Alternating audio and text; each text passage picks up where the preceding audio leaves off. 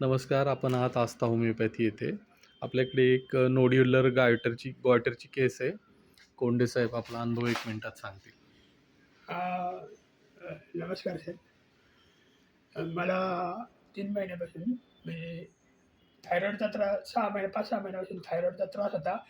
मला इथं उपचार घेतल्यावर खूप बरं वाटलं. सरांनी सांगितल्याप्रमाणे माझी थायरॉईडची जी गाठ होती, ती खूप प्रमाणात कमी झाली आणि गळ्याला मला गाठ होती तुम्हाला?